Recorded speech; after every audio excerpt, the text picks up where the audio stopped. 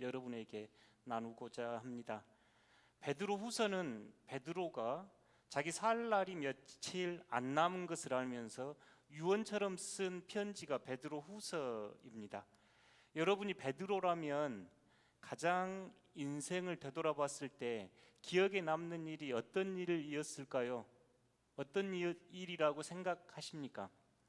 베드로후서를 읽어보면 베드로가 본인의 인생에서 매우 중요한 한 순간을 기억하는데, 그것은 변호사산 사건입니다. 예수님께서 변호산에 올라가셨을 때 그의 모습이 변하고 하늘에서 이는 내 사랑하는 아들, 내 기뻐하는 자라는 음성을 듣는데, 베드로후서 1장에서 베드로 사도는 이 이야기를 기억하면서 4절에서 여러분의 정욕에 따라 세상에서 없어질 것들을 쫓지 마시고, 정욕에 따라 세상에서 없어질 걸 쫓지 마시고 하나님의 성품, 신성한 성품에 참여하는 자가 되십시오. 이 신성한 성품에 참여한 자, 매우 놀라운 선언입니다. 베드로가 예수님 곁에서 예수님의 은혜와 그의 삶과 죽음을 이렇게 바라보면서 예수님께서 변호산에서 변호사 되는 그 모습을 보면서 우리가 장차 저렇게 변하겠구나, 우리가 예수님처럼 사랑받는 아들로 기뻐하는 자라는 그 음성으로 우리의 성품이 완전히 바뀌는 존재가 됐구나, 베드로가 이 마음으로 편지를 쓰면서 그렇기 때문에 신성한 성품, 또 그리스도의 성품을 가진 여러분, 더욱 힘써야 할 일들이 있습니다 하면서 편지를 쓰고 있습니다. 저희가 2024년 시작하면서 예수님의 팔복, 예수님의 성품과 예수님의 인격의 초상화라고 하는 팔복을 여러분과 함께 누리고 있는데요, 여전히 여러분 행복의 기준이 외적인, 세상적인, 물질적인, 아니면 자리나 권력이라고 생각하고 계신가요? 그런데 예수님은 그렇게 이야기하지 않고 행복하여라, 마음이 가난한 사람, 하늘나라가 그들의 것이다. 행복하여라, 지금 울고 있는 사람, 그들은 위로를 받을 것이다. 행복하여라, 온유한 사람, 그들은 땅을 유업으로 받을 것이다. 행복하여라, 의에 줄이고 목마른 사람, 그들은 배부를 것이다. 행복하여라, 궁휼한 사람, 그들은 궁휼함을 얻을 것이다. 행복하여라, 마음이 청결한 사람, 하나님을 볼 것이다. 행복하여라, 평화를 위하여 애쓰는 사람, 하나님의 아들이라 일컬음을 받을 것이다. 행복하여라, 의를 위하여 박해를 받고 있는 사람, 그들의 하늘나라는 그들의 것이다. 사랑하는 성도 여러분, 그 말씀에 아멘 되신가요? 나의 참 행복이 예수님의 인품과 예수님의 성격, 오늘 베드로 사도가 이야기한 신성한 성품에 참여하는 것이 나의 참 행복이라 고백하실 수 있겠는가요? 우리 모두 아직 아닙니다, 저에게 참 행복은 그게 아니라고 생각됩니다 하는 우리에게 오늘 베드로 사도는 여러분 그렇기 때문에 더욱 힘써 지켜야 될 일이 있습니다 하고 베드로후서 1장 5절에서 7절 말씀을 줍니다. 이 말씀은 저희 교회 요절이라 특별히 2부에 식사하시는 분들은 이 말씀을 애우셔야 이 말씀을 애우셔야 합니다. 베드로후서 1장 5절에서 7절 말씀 함께 읽어보겠습니다. 그러므로 너희가 더욱 힘써 너희 믿음의 덕을, 덕의 지식을, 지식의 절제를, 절제의 인내를, 인내의 경건을, 경건의 형제 우애를, 형제 우애의 사랑을 더하라. 다시 한번 해보고 싶은데요, 그러므로 이 말은 여러분은 신성한 성품에 참여한 자가 이미 됐습니다. 그러니까 정욕에 따라 썩어질 것 행복이라고 구하지 마시고 신성한 성품에 참여한 자가 구해야 될 8가지가 있는데 이겁니다 하면서 그러므로 너희가 더욱 힘써, 이미 여러분 힘쓰는 줄 아는데요, 더욱 힘써야 합니다. 그러면서 하나씩 더해가는데 5절에서 7절 다시 한번 읽어보겠습니다. 시작. 그러므로 너희가 더욱 힘써 믿음의 덕을, 덕의 지식을, 지식의 절제를, 절제의 인내를, 인내의 경건을, 경건의 형제 우애를, 형제 우애의 사랑을 더하라. 아멘. 식사하고 계실 때 제가 지나가면 긴장하시는 걸로 이렇게 하겠습니다. 여러분, 자녀들 이름 지을 때 얼마나 애써서 지으셨는가요? 제 친구 하나는 200개를 적어놓고 이름을 짓는 걸 보았습니다. 저는 그만큼 고민은 안 했습니다만, 제 큰애 같은 경우는 평화를 일구는 사람, 마태복음 5장에 나와 있는 팔복 중에 하나를 붙여서 피스메이커라는 이름을 붙였습니다. 굉장히 고민하고 이제 기도하면서 붙인 거죠. 여러분도 그러셨죠? 자녀가 태어나고 할 때 여러분의 꿈과 소망, 사랑을 담아서 붙이는데, 교회도 마찬가지입니다. 교회가 세워지고 또 교회가 이름이 붙여질 때는 얼마나 많은 애씀과 노력이 있었겠는가요? 저희 교회는 1981년 저쪽 덕연동에 있는 현재 이숙교회 자리에서 시작이 됐는데, 그쪽의 지역 이름이 덕연동, 덕암동이라서 덕연동에 있는 덕신 신앙 공동체, 그래서 덕신, 지리적으로는 이렇게 이름이 붙여졌겠다 싶습니다. 그런데 더 중요한 의미는 원로 목사이신 돌아가신 서성조 목사님께서 우리 덕신의 이름이 갖는 의미에 대해서 덕신, 믿음과 삶을 겸비한 그리스도인의 이상과 비전으로 붙여진 이름입니다. 그러니 저희 덕신의 성도들께서는 늘 믿음과 삶이 일치되고 통합되는 이 삶을 지향하셔야 합니다. 신앙은 더욱더 성장해가고 인격은 성숙해서 덕신의 그리스도인이 되시기를 진심으로 축원합니다. 이 두 자의 한자가 베드로후서 1장 5절에서 그대로 믿음의 덕의 지식을 할 때 두 자가 되겠습니다. 믿음은 보이지 않는 것의 증거요 바라는 것의 실상이라 일찍 히브리 기자는 이야기했고, 하나님께 나아가는 자는 반드시 이걸 믿어야 합니다. 하나님께 나아가는 자가 믿어야 할 게 있는데, 첫째는 하나님이 계시다는 것과 하나님께 나아가는 자에게 반드시 상 주신다는 것, 히브리서 11장 6절에 나와 있죠.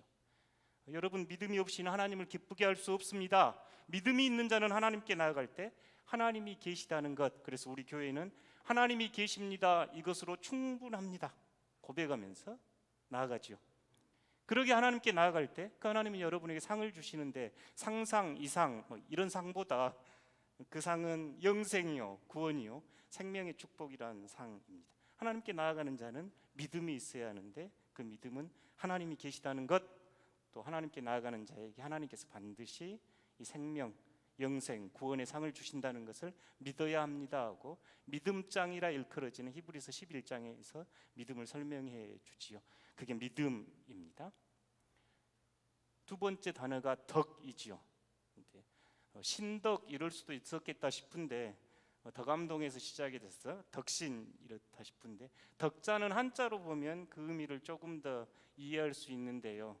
한자를 보시면 이 왼편이라 그런가요? 좌변에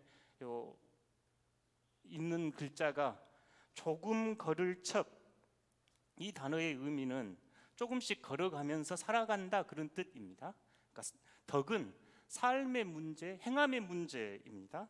오른쪽에 우변의 위쪽은 곧을 직자, 곧다, 꼿꼿하다 그럴 때, 밑에는 마음 심자이죠. 이 덕자는 곧은 마음으로, 꼿꼿한 마음으로, 바른 마음으로 삶을 살아가는 것, 이게 덕자에 들어있는 의미입니다. 그러니 우리는 이 곧은 마음, 꼿꼿한 마음을 예수님께서 배우고 예수님을 본받은 사람으로 예수님처럼 삶의 자리에서 살아가는 것이 덕이라 할 수 있겠습니다. 덕신 이름, 우리 교회의 비전이고 우리 교회가 시작될 때 눈물과 기도로 붙여진 이름입니다.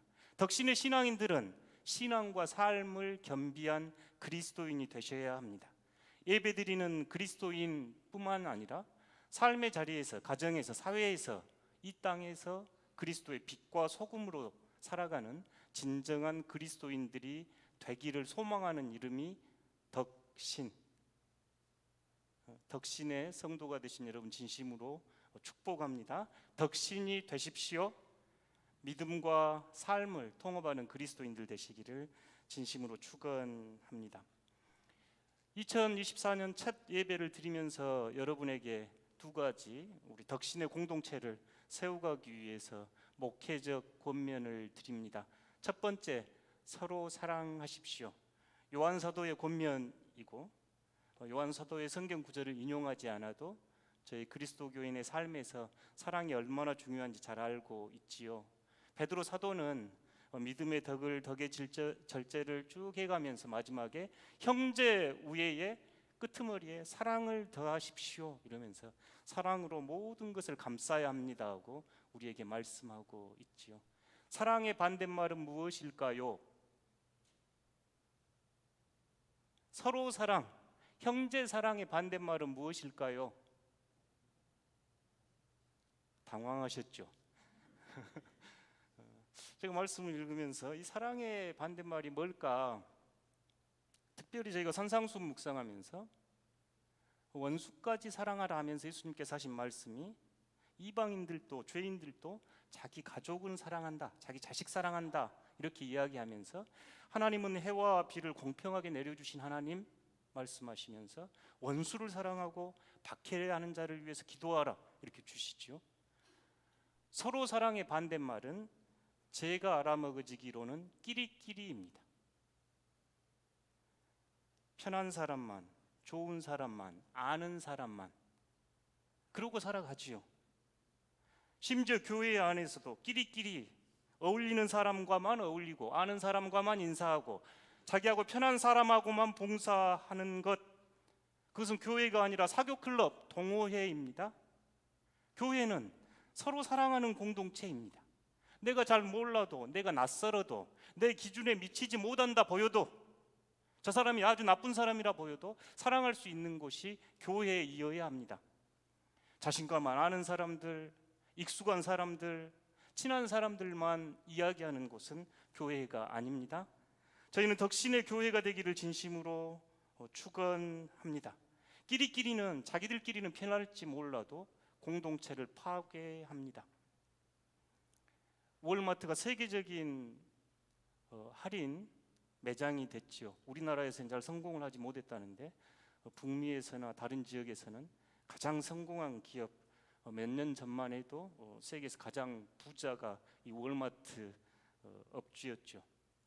월마트의 성공을 분석한 글들을 보면 월마트의 기업 문화가 그들을 성공으로 이끌었다고 이야기하는데, 기업 문화의 가장 대표적인 게 10피트, 그러니까 1피트가 30cm니까 3m 안에, 자기의 3m 안으로 들어오면 이빨 7개가 보이게 환히 웃으면서 인사를 하고 도와드릴까요? 이게 월마트 문화라고 이야기를 합니다. 직원이 됐건 경영자가 됐건 자기 주변에 3m, 그러니까 6m죠. 6m 안으로, 3m 안으로 들어온 사람에게는 이빨이 7개가 보이게 환하게 웃으면서 도와드릴까요? May I help you? 자, 여러분 옆 사람한테 이빨 7개가 보이게 안녕하세요, 저는 누구입니다. 서로 인사 한번 하시죠. 오늘 첫날이니까. 안녕하세요, 저는 광선입니다. 반갑습니다. 도와드릴까요? 이빨 7개가 드러내기 어려우신 분은 우리 이따 마하나임 찬양대 할 때 가운데서 계신 우리 김미화 집사님 보면 아, 저게 이빨 7개구나. 활짝 웃고. 교회가 그런 곳 되어갑니다. 끼리끼리 아는 사람과만 이렇게 서로 어색하지요. 잘 모르는 분들인데 오면 어색한데, 사실 우리가 내가 먼저 웃으면서 다가갈 때 서로 잘 모르지만 그 안에서 믿음이 형성되고 신앙이 형성돼 갈 때 얼마나 안전해지겠는가요? 사실 서로 사랑하는 것, 자신을 비우고 낮춰야 가능한 거지요. 예수님의 자기 비움에 있습니다. 첫 번째 당부는 끼리끼리 놀지 말고 서로 사랑합시다. 구체적인 실천 방법으로는 내 곁에 누가 있으면 이빨 7개를 환히 드러내고 안녕하세요, 도와드릴까요? 꼭꼭 약속해 주십시오. 2024년 저희 교회에 더욱더 웃음이 넘치기를 간절히 바랍니다. 두 번째 목회적 권면은, 덕신의 성도들, 삶과 신앙을 통합하는 사람들은 다른 사람을 험담하는 부정적인 사람이 되지 않습니다. 사실 모든 존재는 아름다운 면과 어두운 면 가지고 있지요. 누구라도 마찬가지입니다. 잘하는 것도 있고 흠도 있지요. 우리가 부정적인 사람들이라고 할 때 사소한 것에 집착하고 맥락을 파악하지 못하고 자신의 편견과 선입견에 사로잡혀서 세상을 보는 사람들, 우리가 부정적 이렇게 이야기하죠. 부정적인 사람들 곁에 부정적인 사람들이 있습니다.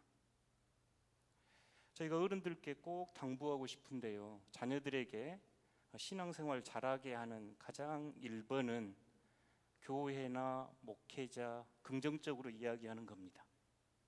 어른들끼리 둘이 침실에서는 교회에 대해서, 목회자에 대해서 부정적으로 이야기해도 괜찮습니다만, 자녀들 앞에서 교회가 어떤 게 어쩌고 부정적이고 이런 이야기하면 자녀들에게 너희는 교회 다니지 말아라, 교회는 그렇게 나쁜 사람들이 있는 곳이란다, 부모도 이상한 사람들 되는 겁니다. 교회가 흠이 없어서 문제가 없어서가 아니라 우리 모두가 문제가 있고 흠이 있지만 부정적으로 험담하고 헐뜯어서 더 좋은 공동체가 결코 되지 않습니다. 꼭 부탁드리고 싶은 겁니다. 교회나 목회자나 성도들에게 부정적인 이야기에서 얻을 수 있는 유익이 뭐겠는가요? 하나님이 기뻐하시겠습니까? 아니면 믿지 않는 세상 사람들이 그 이야기 듣고 교회 참 잘하네 하시겠습니까? 자녀들이 신앙생활 할 수 있겠는가요? 제가 부르도프 공동체를 가고 싶었습니다. 그 공동체는 산상수훈과 팔복의 가치에 따라 함께 일하고 함께 기도하는 공동체입니다. 세계 여러 곳에서 다양한 전통을 가진 이들이 모여 살기에 함께 조화를 이루며 살아가기 굉장히 어렵지요. 그 사람들이 그 공동체를 이루는 원칙이 있는데, 가장 중요한 원칙이 다른 사람들 부정적으로 험담하지 않는 것입니다. 내가 문제가 생기면, 문제가 있어 보이면 직접 찾아가 이야기하고, 그래도 말을 듣지 않으면, 두세 사람이 그래도 말을 듣지 않으면 교회에 이야기하라고 했던 마태복음 18장의 가르침에 따라 직접 문제를 풀려고 했지 뒤에서 해결하려고 하지 않았습니다. 그렇게 그 공동체가 세계적으로 대안이 되고 복음의 반석 위에서 성장해 가고 있다고 이야기합니다. 저는 저희 덕신의 공동체가 부르도프 공동체처럼 다른 사람들 험담하지 않고 문제가 있으면 직접 찾아가 해결하는 공동체가 되기를 진심으로 바랍니다. 사실 이를 위해서 이번에 당회는 매우 중요한 결정을 내렸습니다. 열린 당회로 오픈하는 겁니다.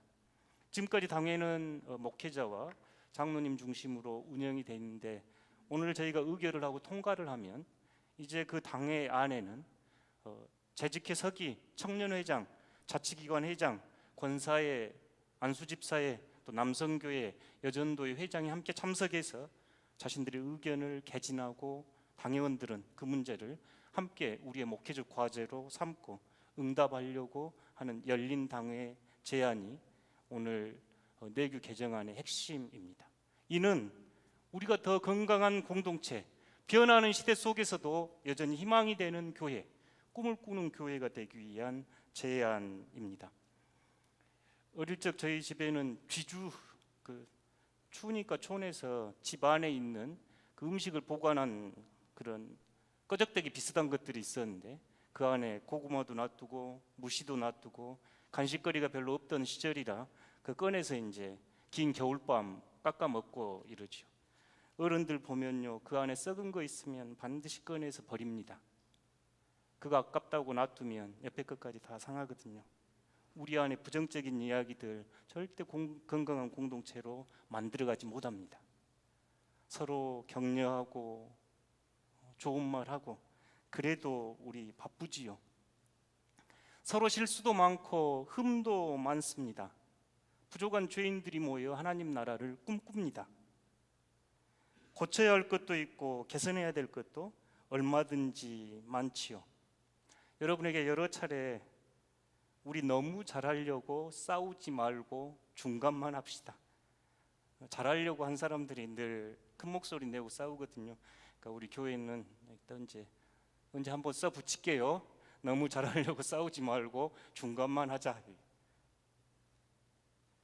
우리 모두 5가지 특징이 있다고 그래요. 조윤선 목사님 감자탕 교회에 나오는 이야기인데, 행복은 이 관계 안에서 이루어지는데 5가지 특징이 있습니다.